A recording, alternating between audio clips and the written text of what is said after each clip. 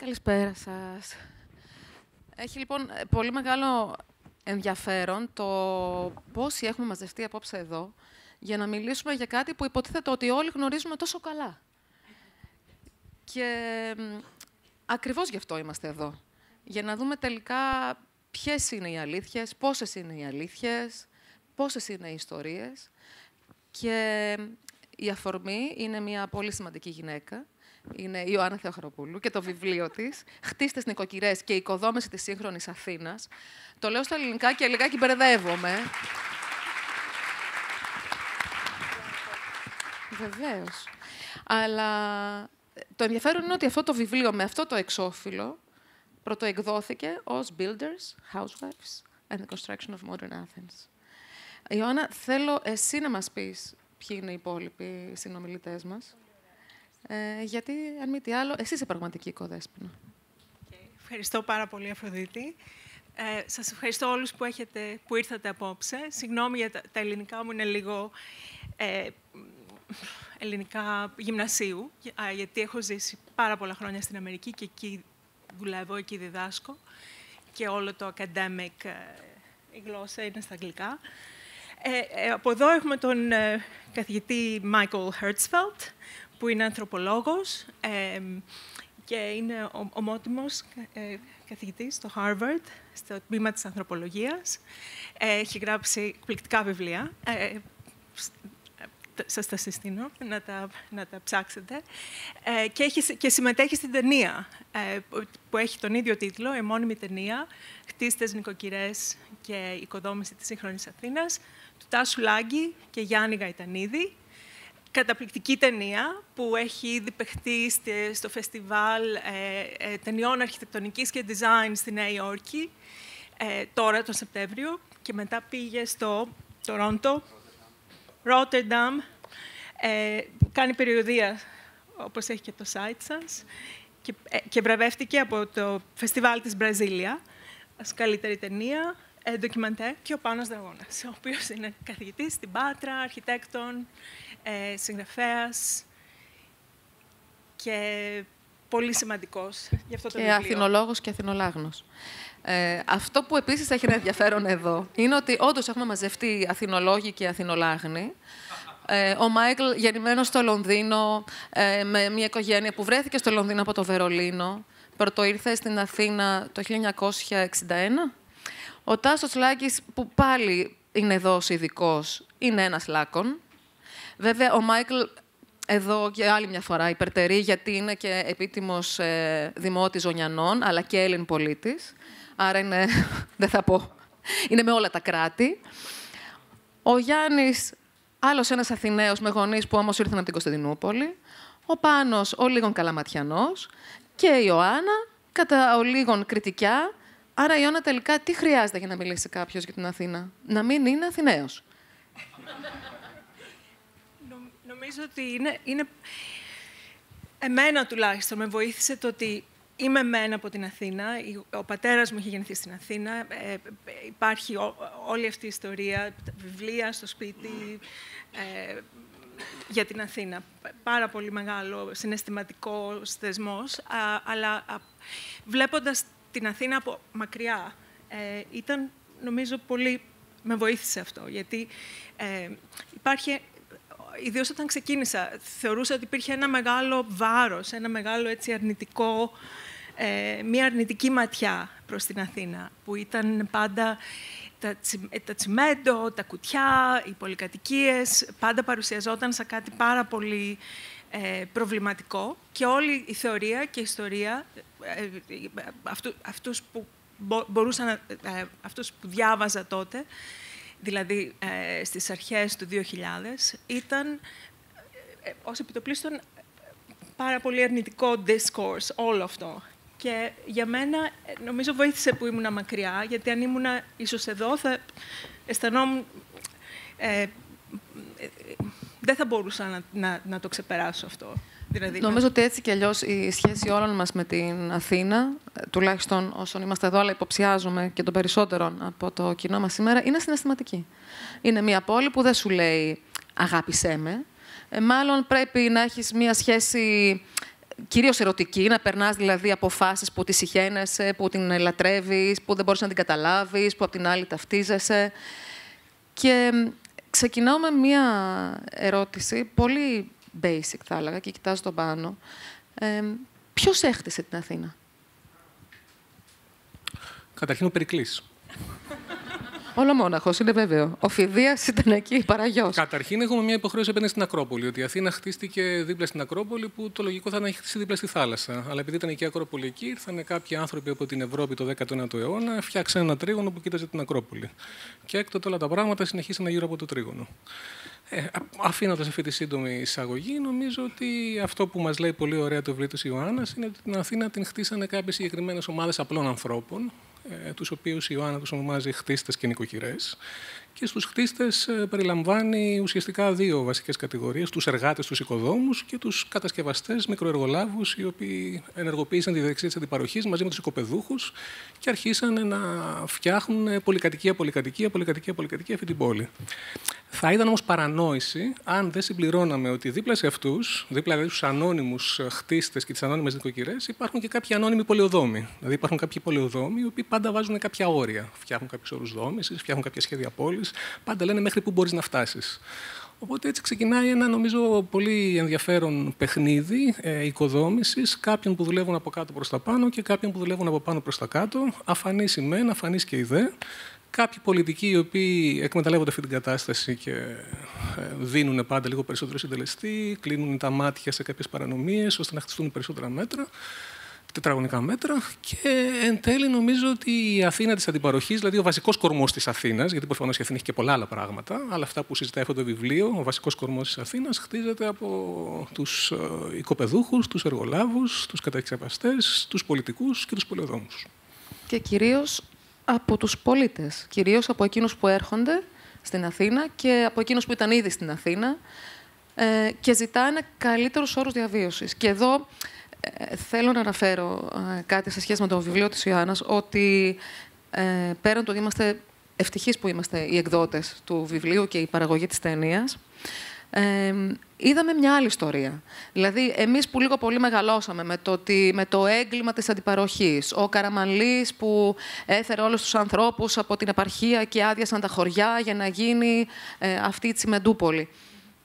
Εδώ λοιπόν ερχόμαστε να πούμε μια άλλη ιστορία, που καταρχάς σου λέει ότι δεν υπήρξε κάποιο επίσημο σχέδιο που είπε και τώρα θα κατασκευάσουμε πολυκατοικίες προκειμένου να στεγαστούν ο μεγάλος αριθμός των κατοίκων της πόλης, αλλά ήταν και ένα πιο προσωπικό deal.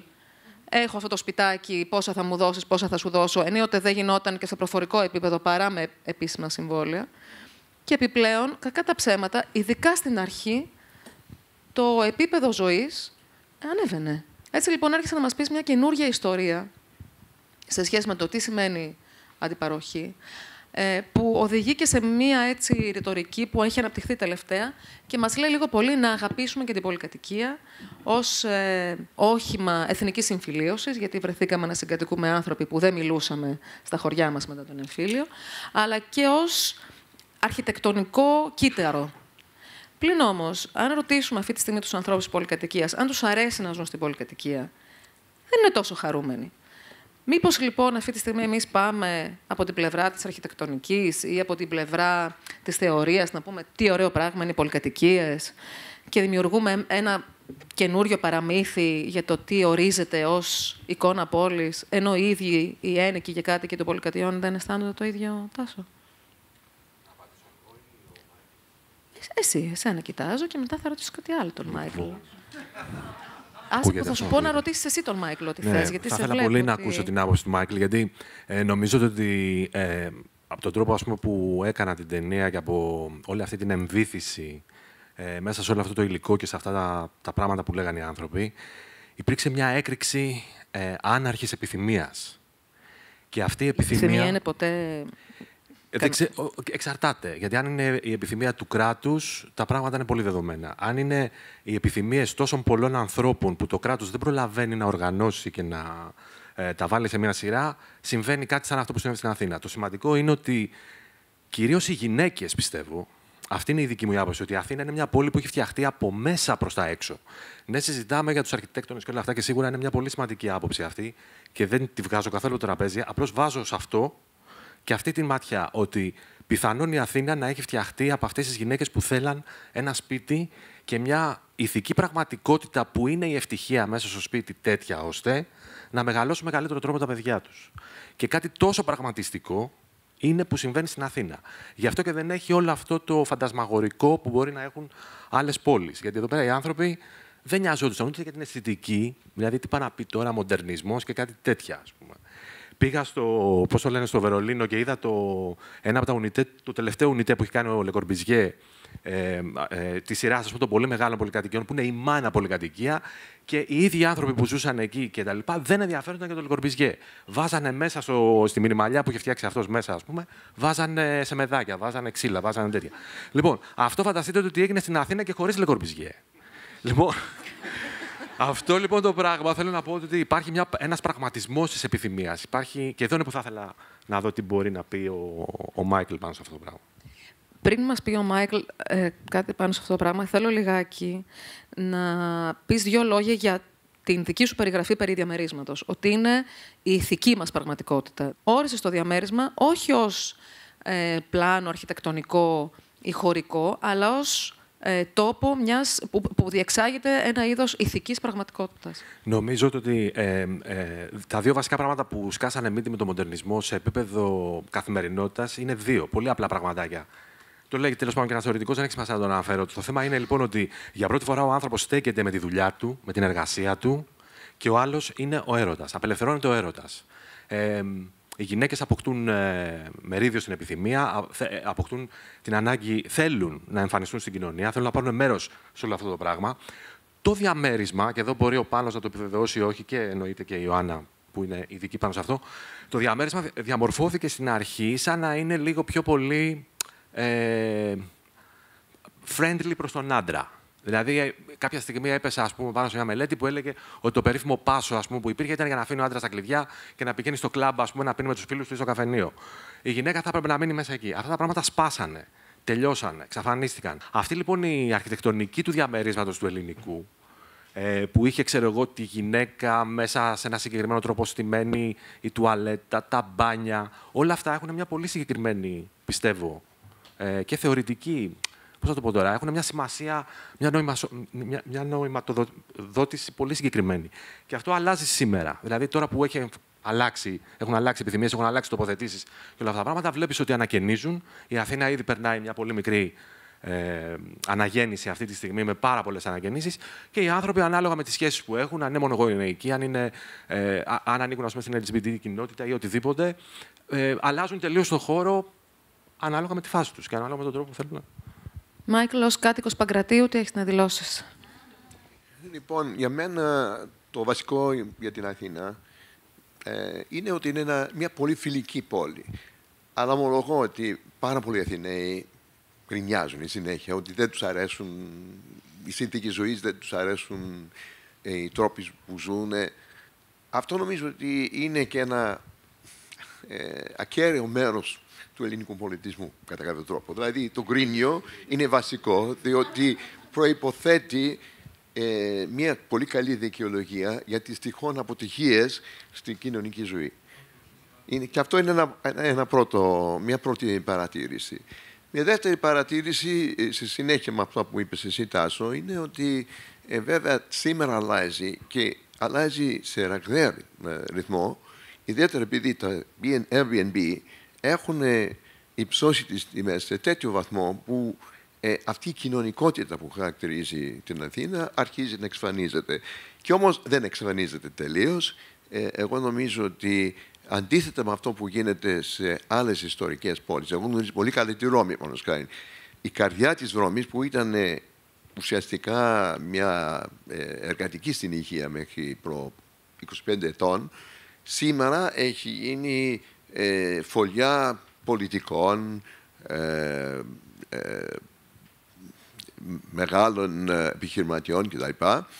Δηλαδή ανθρώπων που δεν έχουν κανένα ενδιαφέρον και καμία συναισθηματική σύνδεση με τον τόπο. Μπορώ να σας δώσω και ένα πολύ απλό παράδειγμα. Πριν μερικά χρόνια μου έγινε ληστεία στον δρόμο. Δηλαδή, μπαίνοντας στην πολυκατοικία που έμενα τότε, αμέσως κάποιος κύριος βρέθηκε απέναντι στο 4ο όροφο, μέσα δηλαδή στα όρια των 6 ορόφων, που όπως λέει ο Frampton είναι αυτό που μας δίνει την ευκαιρία να έχουμε επικοινωνία, και φωνάξε στο 100. Στο ότι έκανε το 100 δεν λέω, γιατί δεν ήταν και τόσο εντυπωσιακό, αλλά το γεγονός ότι υπήρξε αυτή η άμεση αντίδραση από ένα γείτονα που δεν με γνώριζε καθόλου και ήταν από την άλλη πλευρά ενός μεγάλου δρόμου, δηλαδή της Ερατοσθένους, μου έκανε μεγάλη εντύπωση. Όταν το σκέφτηκα μετά, λέω, στην Αμερική, στη Βρετανία, ακόμη και, δεν ξέρω, στην Ιταλία θα ήταν δύσκολο, ας πούμε, να γίνει με τόση αυθορμησία και τόση αμεσότητα. Άρα νομίζω ότι αυτό το πράγμα δεν χαλάει εύκολα. Εκείνο που το απειλεί βέβαια είναι αυτή η οικονομική εκμετάλλευση του χώρου. Αλλά ίσως το γεγονός ότι αυτά τα κτίρια, αυτά τα διαμερίσματα δεν θεωρούνται μεγάλα δείγματα της αρχιτεκτονικής, κατά κάποιο τρόπο σώζει την περιοχή και σώζει την Αθήνα. Δεν κάνουν μεγάλες επενδύσεις σε συνοικίες. Κάνουν επενδύσεις σε συνοικίες που έχουν ιστορική σημασία. Ωραία, η Αθήνα έχει ιστορική σημασία, αλλά συμμαζεύεται σε ορισμένα σημεία, ενώ στη Ρώμη, όπου και να πάει κανείς, είναι στρώματα αρχαιολογία. Στην Αθήνα είναι πολύ διαφορετικά και αυτή η απλότητα συνδυάζεται πολύ επίσης με την αμεσότητα των ανθρώπων. Θέλω να μιλήσω λιγάκι με τον Γιάννη. Επειδή ανέφερε κάτι ο Μάικλ σε σχέση με τον αυθόρμητο τρόπο που ανταποκρίθηκε ο γείτονας, και έχοντας δει την ταινία, που πραγματικά αξίζει να τη δείτε, γιατί δεν έχει τίποτα το διδακτικό, έχει χιούμορ, είναι τρυφερή και αληθινή συνάμα. Σέβεται το βιβλίο δίχως να το ακολουθεί με έναν τρόπο ιερό. Ίσως ακριβώς επειδή και τις πολυκατοικίες δεν μπορούμε να τις αντιμετωπίσουμε ως ιερά κατασκευάσματα. Άλλωστε ο Le Corbusier δεν. Βέβαια ο Παναγιωτάκος, ο συνονόματος, έχει κάνει την πολυκατοικία. Και αναρωτιέμαι αν όλο αυτό έρχεται αγκαλιά με την απουσία ιδιωτικότητας. Ο Λάγκης είναι ένας άνθρωπος που διεκδικεί την απουσία ιδιωτικότητας. Δεν κλείνει τις κουρτίνες στο σπίτι του, παραπονιούνται οι γείτονες και δεν συμμαζεύεται. Τα έχουμε πει αυτά τα θέματα. Δεν ξέρω πόσο θες να σε ξεμπροστιάσω. Επειδή έχω πάρει μερικά κιλά παραπάνω, γι' αυτό παραπονιούνται. Ναι. Συνήθως δεν παραπονιούνται. Ακριβώς. Έχουμε μιλήσει για χώρες στη Βόρεια Ευρώπη που, εντάξει, δεν έχουν κουρτίνες καταρχάς γιατί το φως κάποια στιγμή πρέπει να εισχωρήσει και χωρίς εμπόδια. Εφόσον η ιδιωτικότητα είναι κομμάτι της ελευθερίας, πώς να είναι κάποιος ελεύθερος όταν δεν μπορεί να απολαμβάνει την ιδιωτικότητά του. Σήμερα που βρίσκεται η ιδιωτικότητα στις πολυκατοικίες? Εξασφαλίζεται μέσω της αποξένωσης? Εσύ με όλη αυτή την επαφή που είχες με όλους αυτούς τους ανθρώπους με τους οποίους έκανες συνεντεύξεις, παρατηρείς μια αλλαγή, περνώντας από τη μια γενιά εκείνων που ήταν η πρώτη ένοικη της πολυκατοικίας αμέσως μετά την αντιπαροχή και τώρα? Τι συμβαίνει με όλο αυτό? Ανακατευόμαστε με το γείτονα? Ναι, για μένα σίγουρα έχει διαφορά αυτή η γενιά που ήρθε και έφτιαξε τις πολυκατοικίες, που είναι αυτή η γενιά που αναφέρεται μέσα στο ντοκιμαντέρ, με τη δική μας τη γενιά. Δηλαδή, αυτοί ήρθαν από τα χωριά τους, είχαν μια επιθυμία για κάτι καλύτερο, οπότε σίγουρα το να μπλεχτούν με τόσο περισσότερο κόσμο ήταν κάτι πρωτόγνωρο, το να βρεθούν μέσα σε μια πόλη ήταν κάτι πρωτόγνωρο, ο κόσμος έγινε ξαφνικά πάρα πολύς. Αισθάνομαι ότι δεν τους άρεσε η έλλειψη ιδιωτικότητας ακριβώς και ότι πάλι τους αντιμετωπίζαν εδώ σαν να είναι από χωριό, όσοι ήταν από εδώ. Δηλαδή υπήρχε ένας διαχωρισμός. Παρ' όλα αυτά ήταν τόσο έντονη η επιθυμία τους και ο στόχος να μπουν μέσα σε ένα σπίτι για να μην μπορούν να μην γυρνάνε από εδώ και από εκεί και να εκπληρώσουν αυτή την επιθυμία, που θεωρώ ότι ειδικά σε εκείνη την εποχή αυτό το κομμάτι που λέμε έλλειψη ιδιωτικότητας δεν ήταν σε τόσο μεγάλο βαθμό. Γιατί μετά το πράγμα ήρθε και μπούκωσε, ας πούμε. Και όπως λένε και μια κυρία από το ντοκιμαντέρ, όταν ήρθε και μπούκωσε, αυτοί φύγανε και πήγανε στην Ανάβησο να μείνουν. Οπότε θέλω να πω ότι σίγουρα ενοχλεί. Ή στα προάστια. Ή στα προάστια, ναι. Οπότε σίγουρα η έλλειψη ιδιωτικότητας είναι κάτι το οποίο δημιουργεί μια όχι πολύ ευχάριστη αίσθηση μέσα στο σπίτι. Τώρα για μένα, για τη γενιά μας τουλάχιστον, θεωρώ ότι είναι κάτι που το έχουμε βιώσει από την αρχή. Δηλαδή, για μένα, ενώ όντως υπάρχει αυτή η εγκύτητα και είναι οι πολυκατοικίες σε διάφορες περιοχές πάρα πολύ κοντά η μία με την άλλη, και όντως μπορείς να βλέπεις το γείτονα, να σε βλέπει ο γείτονας, να ακούς τις φωνές του, να μην υπάρχει καθόλου ιδιωτικότητα σε έναν τρόπο. Νομίζω ότι έχουμε προσαρμόσει την πραγματικότητά μας σε αυτό το δεδομένα. Δηλαδή, δεν είναι κάτι που σίγουρα όταν πηγαίνουμε σε ένα μέρος που δεν έχει τόσο πολύ κόσμο γύρω και αισθάνεσαι μια ανεξαρτησία, αυτό είναι κάτι που το εκτιμάς. Από την άλλη, δεν έχω, εγώ τουλάχιστον που έχω ζήσει μέσα στην Αθήνα και μέσα σε αυτή τη συνθήκη, θεωρώ ότι είναι κάτι που το αποδέχεσαι και ζεις με αυτό. Ναι. Πάνω να σε ρωτήσω κάτι. Αν υποθέσουμε ότι η αντιπαροχή ήταν ο τρόπος για να βελτιωθούν οι όροι της διαβίωσης. Αυτή τη στιγμή, με βάση αυτόν τον αυθόρμητο και λιγάκι προσωπικό τρόπο διαχείρισης που μετά έρχεται και η πολιτεία και επιβάλλει στους νόμους εκ των υστέρων, πιστεύεις ότι το Airbnb είναι η νέα αντιπαροχή? Όχι. Όχι, σε καμία περίπτωση δεν το πιστεύω αυτό. Ενώ ως τάση, ως κατάσταση. Είναι ένα πολύ σημαντικό φαινόμενο. Ναι. Είναι ένα πάρα πολύ σημαντικό φαινόμενο, το οποίο αλλάζει δραματικά την πόλη, ίσως σε αντίστοιχη κλίμακα με το πώς άλλαξε η αντιπαροχή την πόλη του 50 και του 60. Και σίγουρα δεν μιλάω για το Airbnb του 2016, που το έκανε ο καθένας μόνος του. Μιλάω για την περίπτωση την τωρινή, όπου έρχονται τεράστια funds, εταιρείες, παίρνουν τα Airbnb μαζικά, στα διαμερίσματα και τα διαχειρίζονται κεντρικά. Αυτό είναι λοιπόν το νέο στοιχείο που διαμορφώνει την πραγματικότητα γύρω από τις πολυκατοικίες και την Αθήνα? Υπάρχει μια σαφής ομοιότητα από την άποψη ότι το 50 και το 60 υπάρχει μια φοβερή επιθυμία του νέου πληθυσμού να εξυγχρονιστεί. Δηλαδή, η αντιπαροχή βασίζεται στην επιθυμία των ανθρώπων να γίνουν μοντέρνοι, να ζήσουν μοντέρνα. Οτιδήποτε μπορεί να σημαίνει αυτό. Κυρίως κατά βάση σημαίνει να αποκτήσουν καταναλωτική δύναμη, να αρχίσουν να καταναλώνουν, να αρχίσουν να αγγίζουν το όνειρο του καπιταλιστικού δυτικού τρόπου ζωής. Και αυτή είναι η επιθυμία η οποία ενεργοποιεί την διαδικασία της αντιπαροχής και χτίζει την Αθήνα. Σήμερα, αντίστοιχα, βλέπουμε ότι υπάρχουν νέες ομάδες ανθρώπων, ξανά ξένων, εντελώς διαφορετικών από τους επαρχιώτες του 1950, οι οποίοι έρχονται στην Αθήνα και εκμεταλλεύονται διαφορετικές δυνατότητες. Και αυτοί οι άνθρωποι είναι εντελώς διαφορετικοί. Δηλαδή, υπάρχει μια κλιμάκωση η οποία είναι από Αφγανοί πρόσφυγες, Σύριοι πρόσφυγες, μετανάστες από όλη την Ανατολική Ευρώπη, την Ασία και την Αφρική, μέχρι φτάνοντας πιο πρόσφατα σε πολύ ευκατάστατους ανθρώπους που μπορεί να έρχονται από τη Ρωσία μέχρι πριν από 2 χρόνια, από την Κίνα, από την Τουρκία, από τη Βηρητό, από πόλεις πάρα πολύ ευκατάστατες που έρχονται στην Αθήνα για 2 λόγους. Ο ένας είναι επειδή έχουν τη δυνατότητα ακόμη πολύ φτηνά να αποκτήσουν διαμερίσματα. Η πόλη δηλαδή ακόμη είναι προσιτή, είναι οικονομική. Μπορούν να αποκτήσουν και δικαιώματα Ευρωπαίου πολίτη μέσα από τη χρυσή βίζα. Και επίσης η πόλη αυτή είναι αρκετά φιλόξενη και ευχάριστη. Νομίζω μας τα είπε και ο Μάικλ ωραία προηγουμένως, για κάποιον άνθρωπο που έρχεται από το εξωτερικό να ζήσει σε αυτήν και να περάσει αρκετά καλά. Οπότε αυτή είναι μια νέα δυναμική η οποία όντως αλλάζει την Αθήνα. Σε αυτή βέβαια πρέπει να συμπληρώσουμε ότι υπάρχει και ο τουρισμός, ο οποίος τουρισμός έχει τα τελευταία 3-4 χρόνια κάνει ένα τεράστιο μπαμ στην πόλη και τη μεταμορφώνει με τρομερά ραγδαίο τρόπο. Πέρα από ραγδαίο, τι σημαίνει τουριστικοποίηση, ας πούμε, της πόλης, τι σημαίνει αυτό?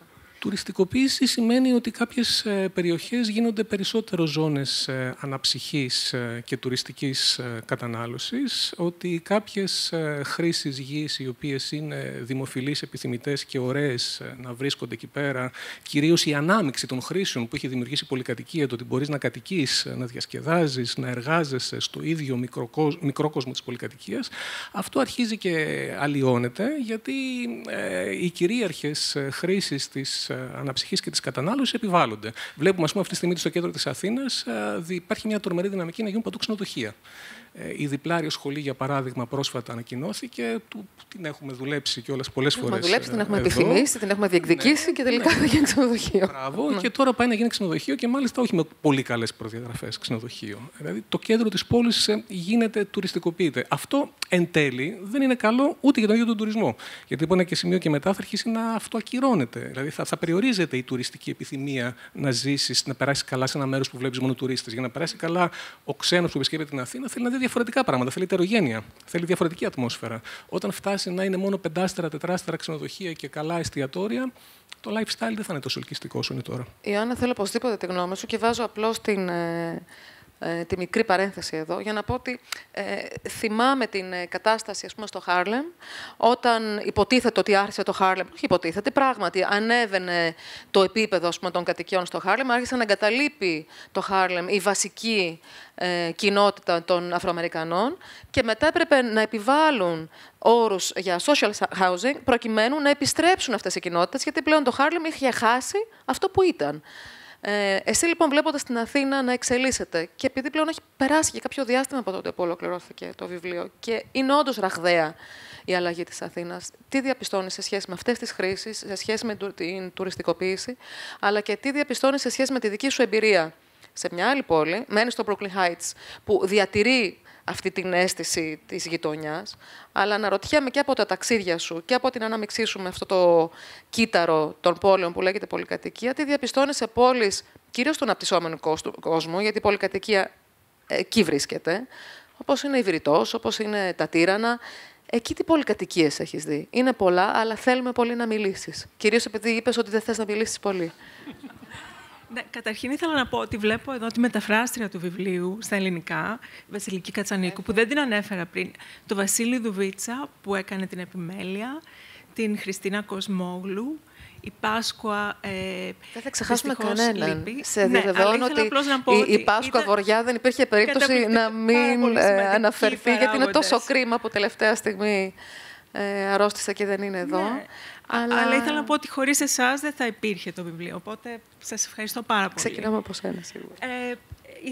Ήθελα απλώς να πω ότι νομίζω ενοιολογικά ο τρόπος που έγινε η αντιπαροχή, που είναι αυτό το από κάτω προς τα πάνω που λέγαμε πριν, που ακόμα το μελετάει το Πολυτεχνείο, η ομάδα της Κωνσταντίνας Κάλφα και του Νικιώτη. Και, ακόμα δηλαδή δεν ξέρουμε ακριβώς πώς έγινε αυτό, που είναι πάρα πολύ ενδιαφέρον. Γιατί πήγαιναν στα καφενεία και ρωτούσαν ποιος έχει ένα νεοκλασικό που μπορούμε να πάρουμε να το κάνουμε αντιπαροχή και θα σας δώσουμε διαμέρισμα και όλο αυτό. Ότι είναι μια διαδικασία από κάτω προς τα πάνω που τελικά ωφέλησε τη λαϊκή τάξη και τη μεσαία τάξη. Και αυτό είναι τελείως διαφορετικό από αυτό που βλέπουμε σήμερα, νομίζω, με το Airbnb, του τύπου που ανέφερες πριν. Δηλαδή, νομίζω Airbnb υπάρχουν σε πολλές πόλεις πια, αλλά θα πρέπει να υπάρχει ένα είδος control. Δηλαδή,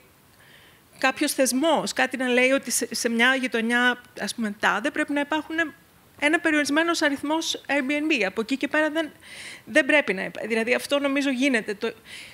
Το καλοκαίρι που υπήρχε ένα συνέδριο στο Urban Age, αυτό το είχε υποθεί αρκετά για το Airbnb. Δηλαδή, δεν είναι αναγκαστικά negative το Airbnb. Απλώς θέλει περισσότερο control από την πολιτεία. Αυτό. Μετά, πάρα πολλά θέματα. Ναι, ρώτησα για τις πολυκατοικίες σε άλλες πόλεις. Καταρχάς, πώς έκανες εσύ αυτή την έρευνα για να καταλήξεις αυτό το βιβλίο? Και εάν διαπιστώνεις ομοιότητες που προφανώς υπάρχουν ή κυρίως διαφορές με τις πολυκατοικίες που βλέπουμε σε πόλεις όντως όπως είναι η Βηρητός ή τα Τύρανα. Ναι, νομίζω, πολύ καλή ερώτηση. Νομίζω ότι η πολυκατοικία στην Αθήνα είναι πολύ ψηλότερο επίπεδου, πώς το λένε, και αρχιτεκτονικά και κατασκευαστικά. Ευχαριστώ.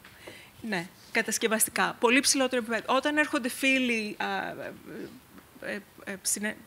πώς το λένε, συνεργάτες, να μείνουν εδώ για πρώτη φορά σε πολυκατοικία, τρελαίνονται. Λένε, μα είναι πάρα πολύ. Δηλαδή, για σχετικά λίγα χρήματα μπορείς να έχεις ένα πάρα πολύ ωραίο διαμέρισμα, έστω και μικρό διαμέρισμα.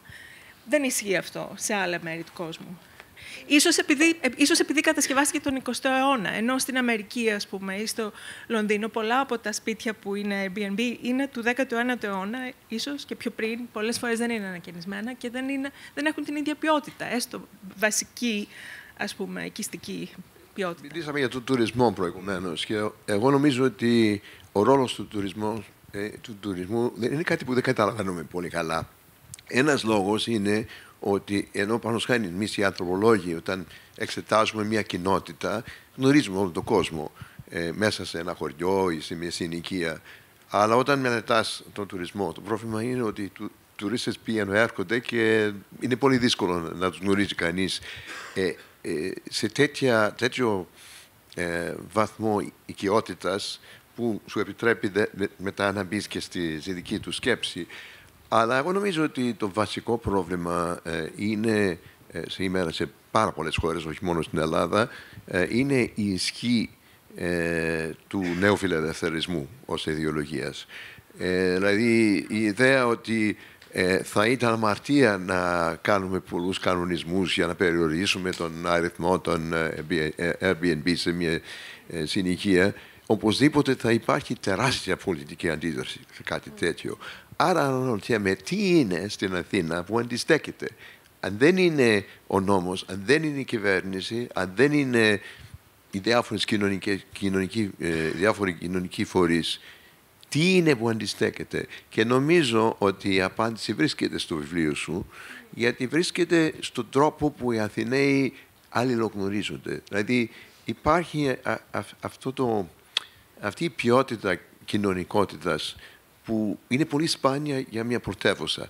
Και ο συνδυασμός πρωτεύουσας με ατμόσφαιρα σχεδόν ενός χωριού, ενός μεγάλου χωριού, και ας μην ξεχάσουμε όταν ιδρύθηκε το ελληνικό κράτος, η Αθήνα ήταν μισό αλβανόφανο με 50.000 κατοίκους. Και δεν έγινε μεγάλη πόλη όπως είναι οι πρωτεύουσες της Λατινικής Αμερικής ή της Ασίας. Γιατί κατά κάποιο τρόπο έμενε πάντα στο μέτρο της χώρας γενικά. Και είναι μια χώρα που στα χωριά, παρόλο που οι ανθρωπολόγοι βέβαια γράφουν πάντα για τη δυσκολία να πείσεις τους Κορεανούς να συνεργαστούν για οποιοδήποτε θέμα, το ενδιαφέρον είναι ότι σε στιγμές μεγάλης ανάγκης και ιδιαίτερα στην Αθήνα ξαφνικά ξεφυτρώνουν από παντού μεγάλες προσπάθειες αλληλεγγύης, αλληλεβοήθειας. Αυτές είναι αξίες της ελληνικής κοινωνίας και νομίζουν ότι κατά κάποιο τρόπο η ύπαρξη αυτής της ποιότητας της αλληλεβοήθειας κατά κάποιο τρόπο ενισχύει την επιθυμία να μην παραδοθεί η πόρη σε τέτοιες τάσεις. Βέβαια δεν πρέπει να περιμένουμε να αντισταθεί τελείως. Ήδη ολόκληρες περιοχές έχουν πέσει κάτω από το οικονομικό βάρος των Airbnb και άλλων επενδύσεων του ίδιου γενικού είδους, αλλά νομίζω ότι αν φτάσει σε ένα ορισμένο σημείο που θα είναι ανυπόφορο, θα υπάρχει τέτοια αντίδραση και οι Έλληνες νομίζω ότι δεν διστάζουν να εκφράζουν τη γνώμη τους, θα υπάρχει αντίδραση η οποία η μόνη της δηλαδή θα αποφύγει, θα βοηθήσει δηλαδή να αποφύγουμε μια γενική διαστρέβλωση της κοινωνίας όπως τη ξέρουμε. Και αυτό το γεγονός νομίζω ότι έχει προστατεύσει την Αθήνα και συνεχίζει κατά κάποιο τρόπο. Παρόλο που οι αλλαγές είναι ανισχυτικές. Επειδή έχουμε μιλήσει αρκετά για αυτήν την πιο παλιά καινούρια πρωτεύουσα της Ευρώπης, έχουμε μιλήσει πάρα πολύ μαζί και για το κατά πόσο τελικά είναι ένα μεγάλο χωριό η Αθήνα, αν είναι ένα μικρό χωριό, αν ο καθένας κουβάλισε το χωριό του και παραμένει κάπως έτσι, με ποιον τρόπο το κουβαλάει το χωριό του ο καθένας μας. Ναι, έχει αλλάξει η κατάσταση του να μένουν όλοι οι Ναξιώτες στο Γαλάτσι, όλοι οι Πυρώτες κάπου αλλού, όλοι οι Πελοποννήσοι κάπου αλλού και οι Μανιάτες στον Πειραιά. Γιατί ακριβώς ήρθε μια άλλη γενιά, γιατί ακριβώς ήρθαν και άλλοι άνθρωποι που δεν ήταν αναγκαστικά εκείνοι που δεν μπορούσαν να ζήσουν στο χωριό. Επίσης βλέπουμε και καινούργια φαινόμενα που κάποτε στην Ελλάδα θα φαίνονταν αδιανόητα. Μη σας πω ότι θα είχαμε και έναν ελαφρύ σαρκασμό, όπως είναι η συγκατοίκηση, για παράδειγμα. Δηλαδή, όταν φύγαμε εμείς από την Ελλάδα και πήγαμε στο εξωτερικό, ήταν αυτονόητο ότι θα συγκατοικήσουμε. Γιατί φυσικά δεν μπορούσε να ανταποκριθεί στο κόστος ενός διαμερίσματος, εκτός αν ήσουν πραγματικά εύπορος. Όταν ήρθε από το χωριό, 13 χρονών, έμενε, ξέρω εγώ, με άλλους 8. Σε αυτά τα μικρά σπίτια πριν γίνουν πολυκατοικίες στην Καλυθέα. Αυτό σταμάτησε. Άκουσα πρόσφατα μία ιστορία για το κτίριο που στεγαζόταν μέχρι πριν από λίγα χρόνια, το Μουσείο Φρυσίρα. Κάποιου που πέρασε από το κτίριο εκεί στην Μονής Αστερίου και ήθελε να δει το υπόγειο, γιατί σε αυτή την πρώτη, λέει, πολυκατοικία της Αθήνας γεννήθηκε ο ίδιος και ζούσε με τα 8 του αδέρφια σε ένα κτίριο που τώρα εμείς το βλέπουμε σχεδόν νεοκλασικό. Έχοντας λοιπόν πρόσφατα την κουβέντα μας περί χωριού, τι σημαίνει είναι χωριό η Αθήνα? Σημαίνει αυτή την αλληλεξάρτηση? Σημαίνει την μικραστική αντίληψη ή την αντίληψη του τι θα πει ο κόσμος και κατά πόσο ισχύει ακόμα? Ή και το άλλο που λέγαμε, φέρνω το χωριό μου στην Αθήνα, σημαίνει θέλω καναρίνια στο μπαλκόνι για να νιώθω ότι ακόμα ακούω τα πουλιά, και ακόμα και αυτή η μεικτή χρήση που συζητάμε είναι ουσιαστικά η συμπίκνωση του χωριού σε ένα κτίριο ώστε να είναι το παντοπολείο, καφενείο, γειτονιά, αφήνω τα κλειδιά, έχει το νου σου στο παιδί, σε παίρνω και τηλέφωνο αν κάτι μου μυρίσει καμένο. Τι γίνεται λοιπόν? Μήπως σου περισσεύει κανένα κρεμμύδι γιατί δεν έχω πάει σούπερ μάρκετ, ξέρεις? Χτυπάμε πόρτα, ας πούμε, ή κανένα αυγό μερικές φορές. Πάνω, θέλω να σου ρωτήσω το εξής. Επειδή είσαι ένας πολυπράγμων άνθρωπος, καταρχάς πρόσφατα και μαραθωνοδρόμος, που επίσης είναι ένα ζήτημα. Είναι ο κύριος από εδώ. Και εσύ τρέχεις. Όχι τόσο πολύ. Εσύ δεν έτρεχες πάντα όμως, οπότε κάτι γίνεται. Η Αθήνα σε έκανε και να τρέξεις, πράγμα πάρα πολύ περίεργο. Είσαι όμως και κάποιος που γνωρίζει πάρα πολύ καλά το περιβάλλον των ταινιών. Και ρωτάω εσένα που δεν είσαι σκηνοθέτης. Αν λοιπόν αναφερθούμε στο Σπιρτόκουτο, που είναι αυτή τη στιγμή και στο μαγαζί μας, ή στο 15 Αύγουστο του Γιάνναρη, και μετά περάσουμε στις ταινίες του Λάνθιμου και δούμε εκεί τι συμβαίνει μέσα στο οικιστικό περιβάλλον, ας πούμε, το αθηναϊκό. Αυτή τη στιγμή πώς θα φανταζόσουν εσύ μία ταινία που θα αποδίδει το τώρα της αθηναϊκής πολυκατοικίας?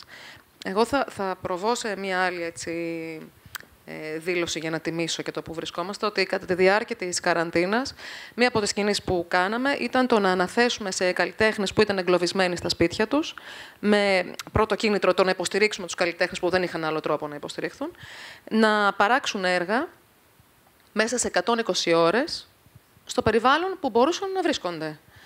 Με ελάχιστες εξαιρέσεις. Τότε θυμάμαι ο Κεκάτος ήταν στην Κεφαλονιά, είδαμε και κάτι έξω. Ο Γιώργος ο Ζώης βρέθηκε σε ένα κτήμα, ένα οικόπεδο.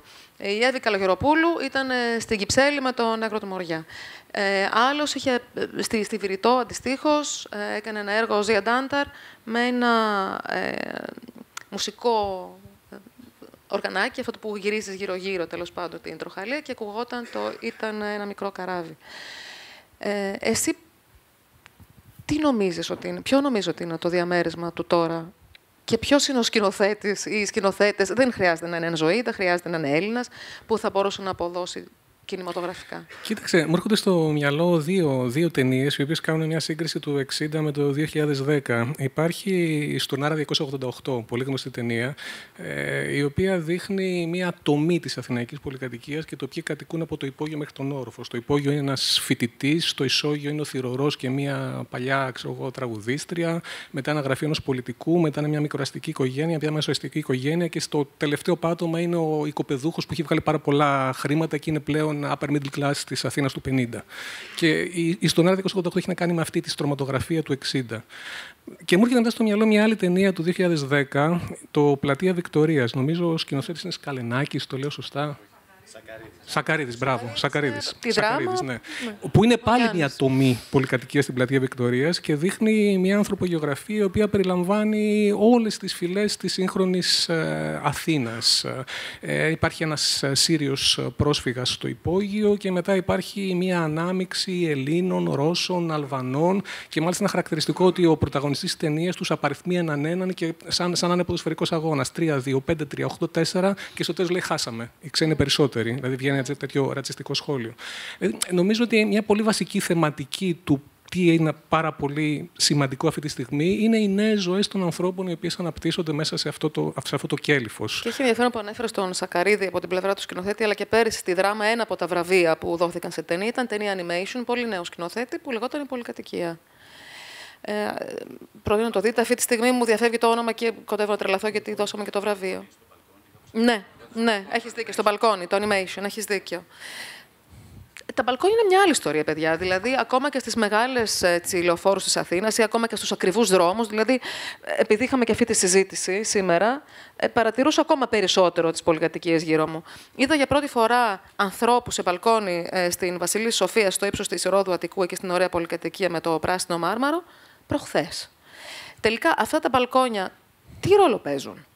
Είναι αυτός ο υπαίθριος χώρος που δεν είχαμε ποτέ? Τα μπαλκόνια στις πιο φτωχές περιοχές κατοικούνται, ακόμα και τώρα, με ανεμιστήρα και τηλεόραση. Στην παραλιακή είναι αδύνατο να βγει στο μπαλκόνι, γιατί ο θόρυβος και το νέφος είναι αφόρητο. Και τελικά διασχίζεις ακριβούς δρόμους, με μεγάλα μπαλκόνια ενίοτε, δίχως να δεις ποτέ ψυχή.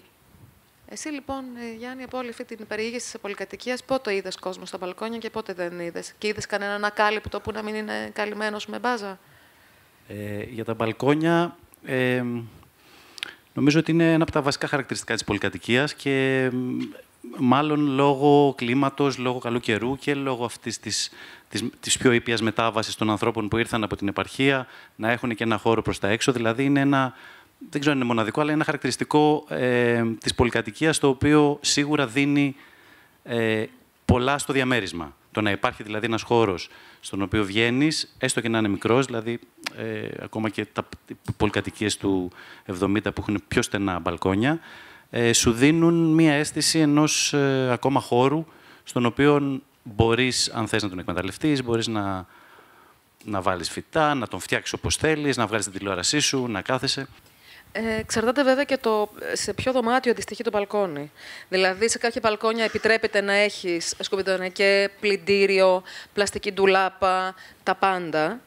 Και υπάρχει όντως και το μπαλκόνι, η βιτρίνα, που τελικά, και αυτό που ξεκινούσα να πω πριν, είναι ότι μιλάμε για την πολυκατοικία, για την Αθήνα και συνδέεται πολύ συχνά η λέξη δυνατότητα. Μίλησες για δυνατότητα προηγουμένως, ο Τάσος ανέφερε τη λέξη δυνατότητα σύνδεσης, δυνατότητα καλύτερης ζωής. Που όταν γκρινιάζει ο Έλληνας, αυτή την δυνατότητα την ακούει σαν υπόσχεση.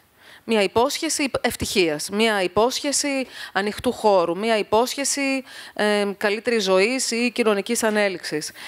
Ναι, άμα κοιτάξτε την ταινία ιδιαίτερα, βλέπετε, ας πούμε, σε ορισμένα σημεία ότι οι νοικοκυρές δείχνουν με μεγάλη περηφάνεια, ας πούμε, το σαλόνι, χάρη, ενώ όταν μπαίνεις στη κουζίνα έχεις την εντύπωση ότι ναι, εντάξει, αυτή τη στιγμή σου επιτρέπουν δηλαδή, να μπει σε αυτό το ιδιωτικό χώρο, αλλά ότι είναι ιδιαίτερο προνόμιο. Και θα μου επιτρέψει να πω ότι η μεγαλοφυΐα αυτής της ταινίας είναι ακριβώς ότι επιτρέπει την πρόσβαση σε μια οικειότητα η οποία γενικά είναι σαν φρούριο. Δηλαδή είναι όπως στην Αγγλία λένε ότι το σπίτι του Εγγλέζου είναι το καστέλο του, είναι το κάστρο του. Στην Ελλάδα νομίζω ότι κάτι παρόμοιο λειτουργεί. Έχει μεταμορφωθεί στην πόλη, αλλά μέσα στην ταινία βλέπουμε πολύ καθαρά πώς καθορίζουν ορισμένους χώρους για ιδιωτική χρήση. Έτσι δεν είναι? Είναι έτσι ακριβώς και γι' αυτό εκεί ακριβώς πήγαινα την πάσα μου σε σένα, Τάσο, και στο Γιάννη βεβαίως, ότι μπαίνετε με όπλο σας το βιβλίο και εργαλείο σας, ας πούμε, την κάμερα, μέσα σε αυτά τα σπίτια. Αλλά πραγματικά καθίστε μετά να δείτε αυτή την υπέροχη ταινία που δεν θα καταλάβετε για πότε την είδατε και καταφέρνετε να εισχωρήσετε με έναν ευγενή ύπουλο τρόπο. Η παρουσία της κάμερας μέσα σε αυτά τα σπίτια. Πώς προέκυψε? Εμένα μου αρέσει που δεν δήθεν τα είχα μου κρυφή. Που ποζάρουν αυτοκρατορικά, που έχουν βάλει τα καλά τους, που οι κυρίες έχουν πάει κομμωτήριο και είναι προφανές, που έχουν απλώσει τις φωτογραφίες για να σας δείξουν τι συμβαίνει, που μπορείτε να κάνετε μονοπλάνο και διαχειρίζεστε έτσι ποιητικά ακόμα και την αμηχανία του εργολάβου μπροστά στην κάμερα και βλέπεις να περνάει μπροστά. Τώρα πότε να αρχίσω να λέω πώς τα κατάφερα? Πώς ήταν λοιπόν αυτή η εμπειρία του να μπαίνετε στο σπίτι του άλλου έτσι ευγενικά, αλλά και ανερυθρίαστα συνάμα. Αυτό που λέμε αλληλεξάρτηση και όχι έχω στο σβέρκο ταυτοχρόνως. Νομίζω ότι είμαστε ακριβώς αυτό όπως περιγράφεις. Είμαστε και ευγενικοί και μπαίνουμε με έναν τρόπο λίγο να πάρουμε αυτό που θέλουμε, ας πούμε. Κοίτα, ήταν πολύ ανοιχτοί όλοι οι άνθρωποι, δηλαδή και προς έκπληξή μας, ας πούμε. Σίγουρα έχει να κάνει με τον τρόπο που τους προσεγγίσαμε. Χτυπήσατε τα κουδούνια, πήγατε συστημένοι. Έγιναν διάφορα. Ψάξαμε κάποιους, τους βρήκαμε μέσω κάποιων κοινών γνωστών. Ψάξαμε αρκετό κόσμο, πήγαμε σε κάποια καφενεία που υποτίθεται μαζεύονται ακόμα κάποιοι οικοδόμοι. Βρήκαμε εκεί κάποιους ανθρώπους που δεν τους ξέραμε. Και μετά από τον έναν στον άλλον. Απευθυνθήκαμε σε κάποιους συλλόγους χωριών, όπως είναι στο Κεράσοβο, ας πούμε, που είναι πάνω οι χτίστες. Υπάρχει ακόμα δηλαδή ένας πυρήνας που κρατάει τους ανθρώπους του χωριού κάπως ενωμένους. Οπότε απευθυνθήκαμε πρώτα εκεί και από εκεί μας στείλανε σε κάποιους ανθρώπους και όσοι δεν ήταν, μας στείλανε σε κάποιους άλλους. Ίσως και αυτό είναι και μια απάντηση σε σχέση με το χωριό. Δηλαδή, πηγαίνεις στο Κεράσοβο να βρεις τους χτίστες ή ξεκινάς από τον πολιτιστικό σύλλογο για να φτάσεις στην πολυκατοικία και αυτό κάτι σημαίνει. Έχουμε μόνο ένα λεπτό. Η ερώτηση λοιπόν που έχω για εσάς τα 25 δευτερόλεπτα είναι ο καθένας σας ξεχωριστά και ταυτοχρόνως. Δεν ξέρω αν ο Μάικλ μπορεί να απαντήσει σε αυτή την ερώτηση, οπότε θα ξεκινήσω από τον Μάικλ. Εάν δεν ζούσες στην Αθήνα, πού θα ήθελες να ζούσες? Εγώ κάποιες στιγμές αναρωτιέμαι μήπως συμβάλλουμε και εμείς στην άνοδο των τιμών, γιατί ως ξένοι που έρχονται και τότε λέω, μα δεν είμαι και τόσο ξένος και έχω το δικαίωμα να συμμετάσχω κι εγώ. Δηλαδή είναι θέμα σχετικότητας, ας το πούμε έτσι. Και ήρθες πολύ πιο νωρίς από πολλούς άλλους μεταγενέστερους Αθηναίους, δηλαδή το 1961 ήσουν ήδη εδώ. Καλά, είναι θέμα βιώματος. Δηλαδή, έχω ζήσει στην Αθήνα και η συνεργασία μας, δηλαδή, ήταν μεγάλη τιμή για μένα όταν με πλησίασαν να συμμετάσχω. Και το ωραίο είναι ότι κατά κάποιο τρόπο η εμπειρία της συνεργασίας αναπαράγει όλα αυτά που λέω για την Αθήνα. Δηλαδή, ότι υπάρχει αυτή η κοινωνικότητα, αυτή η ζεστασιά.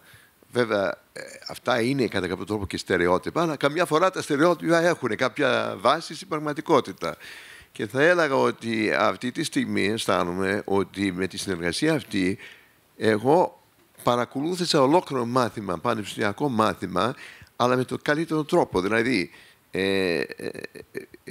επειδή σαν ανθρωπολόγος είδα, πάνω κάνει στη δουλειά της Ιωάννας, να λειτουργεί η δική της ανθρωπολογική σκέψη, γιατί νομίζω ότι δεν θα θυμώσει μαζί μου αν της πω ότι είναι πολύ ανθρωπολόγος και γι' αυτό και μου άρεσε και το βιβλίο, γιατί καταλαβαίνει ότι ένας χώρος δεν είναι μόνο αρχιτεκτονικός, δεν είναι μόνο πολεοδομικός, είναι και κοινωνικός και διέπεται από αξίες που αλλάζουν και με τον χρόνο.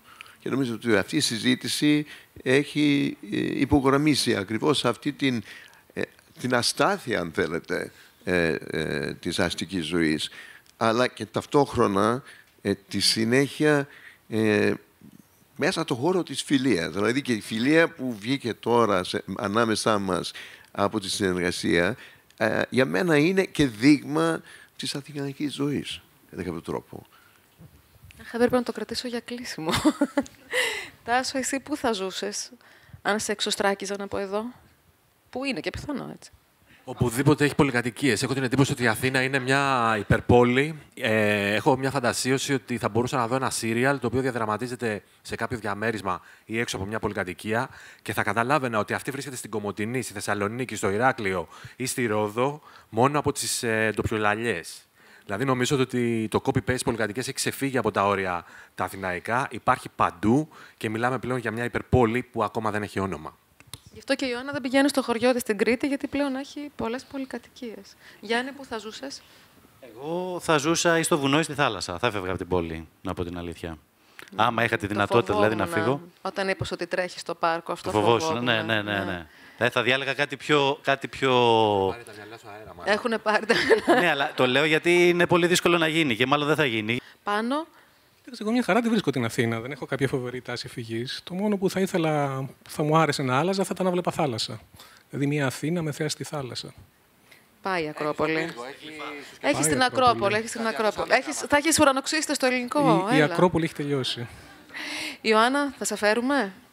Εμένα μου λείπει πάρα πολύ η Αθήνα. Είναι εύκολο να μην σου λείπει. Μου λείπει πάρα πολύ και την αγαπώ και νομίζω ότι συλλογικά κάνουμε λάθος που την βλέπουμε πάντα με τόσο αρνητικό τρόπο. Όχι, εμείς την αγαπάμε. Όχι, εγώ νομίζω ότι η Αθήνα είναι καταπληκτική πόλη, ότι έχει πάρα πολλά να μας δώσει και να δώσει και σε άλλες πόλεις. Δηλαδή, και αυτό βγήκε πολύ και το καλοκαίρι στη συζήτηση με το Urban Age. Και λυπάμαι που καταστρέφουν πολύ σημαντικά πράγματα, όπως την πλατεία Εξαρχείων, για παράδειγμα.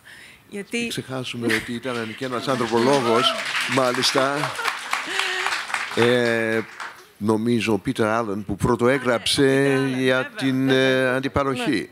Δηλαδή, δεν είναι ότι η ανθρωπολογία έχει όλες τις απαντήσεις, αλλά τουλάχιστον το να μπορέσει κανείς να δει το πράγμα από την άποψη της κοινωνικής δυναμικής είναι βασικό. Και νομίζω ότι στο βιβλίο αυτό γίνεται. Δηλαδή, ο συνδυασμός της αίσθησης του χώρου με την αίσθηση της κοινωνικής δομής και της αστάθειας επίσης της καθημερινής. Μάικλ, πιστεύεις ότι η ανθρώπινη δύναμη των κατοίκων των Εξαρχείων και της Αθήνας θα μπορούσε να φρενάρει αυτό που συμβαίνει τώρα στην πλατεία Εξαρχείων? Δεν θα ήθελα να απαντήσω σε αυτή την... Δεν ξέρω. Το θέμα είναι ότι δεν είμαστε προφήτες. Δεν λέμε, ας πούμε, δεν ξέρουμε τι θα γίνει. Όχι. Αλλά εάν κρίνουμε από τις αντιδράσεις των ξένων που επισκέπτονται την Ελλάδα, δεν βλέπω την ώρα να φύγουν από την Αθήνα. Οι περισσότεροι δεν τυχονεύουν, γιατί έρχονται με μια προκατάληψη η οποία έχει δημιουργηθεί πολλές φορές και από τους ίδιους Έλληνες. Γιατί οι Έλληνες λένε όχι, πρέπει να πάτε στα νησιά, πρέπει να πάτε στην παραλία. Βέβαια, όλα αυτά είναι πολύ ωραία και καλά, αλλά ας βλέπουν λίγο αυτό που μας δείχνει το βιβλίο και μας δείχνει η ταινία. Δηλαδή, να καταλαβαίνουν ότι αυτή η πόλη είναι όμορφη όχι με την καθιερωμένη, ας πούμε, αισθητική έννοια, είναι όμορφη διότι έχει όμορφη κοινωνική ζωή, παρόλα τα προβλήματα που έχει. Αυτό για μένα είναι πολύ βασικό και αυτό επίσης είναι και απάντηση, νομίζω, η καλύτερη. Οπότε ζούμε στην Αθήνα για εμάς, τους ανθρώπους. Σας ευχαριστούμε πάρα πολύ. Ευχαριστούμε πολύ. Πάρα πολύ. Ευχαριστούμε.